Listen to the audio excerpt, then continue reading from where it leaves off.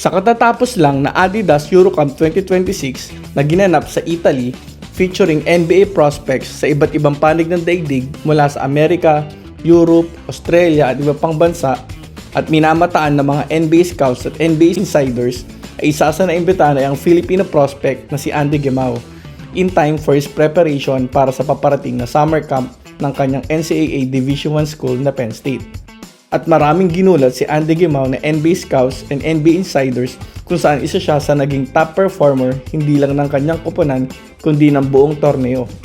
Paano ba makakatulong itong tournament na ito sa pangarap ni Andy at ng lahat ng Filipino basketball fans na magkaroon ng kauna-unahang homegrown NBA player?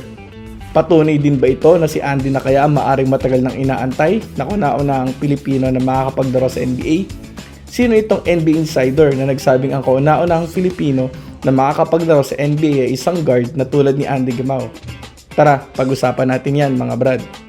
Katatapos lang ng Adidas Eurocamp 2026 na 19th edition ng Premier Global Pre-Draft Basketball Scouting Event na nilalaruan ng Filipino rising star na si Andy Gemao. Ang event na ito mga brad na nasalihan ni Andy ay hindi biro dahil ang naimbitahan lamang dito ay top elite prospects and rising stars ages 16 to 22 from around the world para ipakita ang kanilang laro sa NBA and EuroLeague scouts, executives and coaches. Ilan nga sa nakalaro sa taunang torneo na ito na ginamit ito para magkaroon ng global exposure ay sina Zion Williamson, Jaylen Brown, Bam Adebayo at Darius Garland sa Amerika. Habang mula naman sa ibang panig ng mundo ay sina Rudy Gobert, Bojan Bogdanovic, Lu Dort, Goran Dragic, VJ Edgecombe at marami pang iba. Kaya hindi biro itong nalaroan ni Andy kasi isa itong platform para magkaroon ng scouting exposure sa harap ng 30 NBA teams and top European scouting agencies. Isa rin itong global pathway at tulay para mapansin ng scouts at makapaglaro sa NBA, EuroLeague o NBL.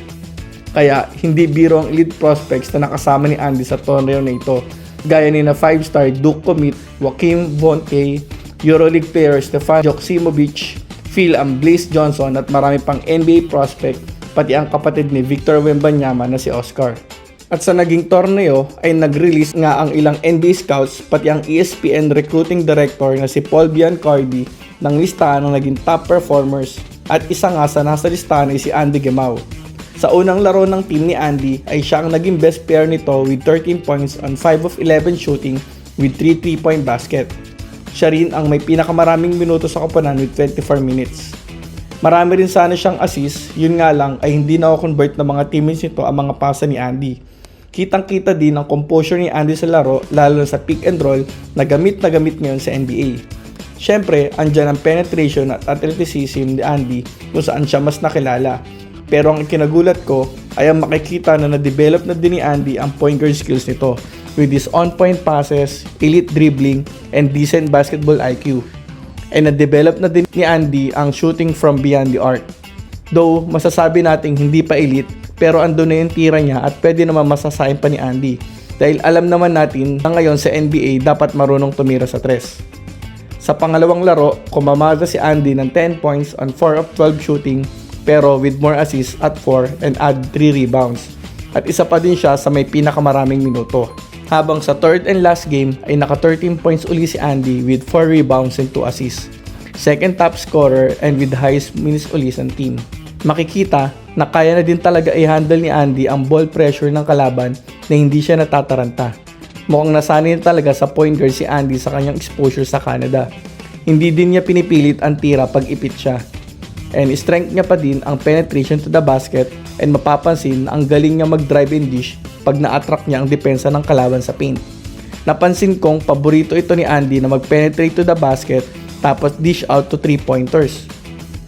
Naku, gamit na gamit din to ngayon sa NBA na talagang mapapansin ng mga scouts. Alam niyo kung sino yung nakikita ko nilaro sa kanya mga brad? Walang iba kundi ang dalawang beses ng naging best point guard ng Asia na si The Blur Jason Castro. Ganon-ganon yung laro lalo na nung bago pa lang si Jason na ang lakas sumalaksak. Naisip ko nga mga brad, bagay na bagay ito si Andy sa sistema ng dribble drive. Saktong-saktong skills ni Andy.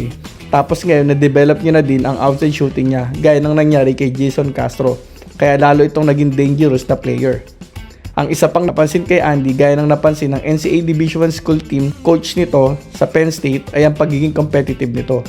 Hindi natatakot si Andy sa kalaban kahit na mga 7-footers pa ang humaharang sa kanyang penetration. Kaya ang matinding katanungan, si Andy na ba ang matagal nang hinihintay ng mga Pinoy na kauna-una ang full-grown NBA player? Syempre, hindi tayo mag-hype mga brad, pero ang sagot ko, pwede. May posibilidad. Ayon nito mga brad sa nabanggit ni NBA insider Brian Windhorst sa interview dito ni Jaume Saison kung ano ba ang mas realistic na pathway for Filipinos para makarating sa NBA. At sinabi nga nito na dapat i-model ito sa laro ni Boston guard Peyton Pritchard. Bakit? Ayon dito, may similar physical body daw kasi si Pritchard sa mga Pilipino na usually maliliit lang. Si Pritchard ay may height na 6'1" na naaabot naman ng mga Filipino guards ngayon gaya ni Andy Gemao na may height din na 6'1". Kaya kaysa daw humanap ang Pinoy ng mga rare tall player ay tumingin daw ito sa mga guards, which is marami daw sa mga Pilipino. Pangalawang rason ni Windhorst, si Pritchard kasi gaya ng maraming Pinoy guards ay isang matinding shooter at isa sa mga top scorers in isolation sa NBA ngayon, which is common din naman sa mga Filipino guards. At strength din nga ni Andy, na inihahalin tulad nga natin kay Jason Castro. Mula high school sa Pilipinas ay strength na talaga ni Andy ang isolation with his handles and athleticism. At ngayon mas pinalakas pa dahil may shooting na talaga ngayon si Andy sa tres, plus nagiging deadly na din ang kanyang mga pull-up jumpers nito. Pangatlo, si Pritchard daw ay sa kabila ng maliit na frame ay effective scorer sa paint with his basketball IQ, footwork, and angle scoring na skills daw na kayang i-develop ng mga Filipino guards. Which I strongly believe mga brad dahil nga marami nang na-produce na elite guards sa Pilipinas mula kay Alapag, Castro hanggang kay Romeo.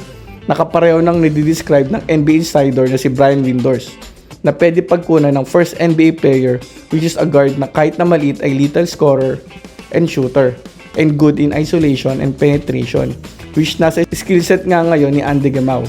I-improve na lang siguro at ipapolish or palalakasin. Pero bakit sina Alapag, Castro at Romeo ay hindi nakarating sa NBA? Pero sinasabi natin na si Andy ay may pag-asa.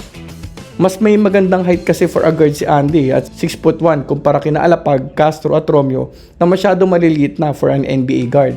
At mas may naging exposure din talaga sa NBA scout si Andy kaysa sa kanila sa paglalaro nito ng high school sa Amerika at Canada. Except lang kay Alapag, pero ayun, masyado maliit ito for an NBA guard. Ayun mga brad, mukhang may chance din naman talaga si Andy Gemao sa NBA. Siguro, kailangan lang mas ipolish lang ni Andy Gemao ang kanyang shooting sa tres at pull-up jumpers kasi yan talaga ang gamit na gamit ngayon sa NBA. Plus syempre, kailangan din talaga mabigyan ng swak na team sa kanya ng magandang minuto para maipakita niya ang skillset niya. At sana nga itong NCAA Division I school nito na Penn State na nga ito. At tamang timing at pagkakataon ay malay natin si Andy na nga ang pinakaantay ng Pilipinas na maging kauna-una ang homegrown Filipino player sa NBA.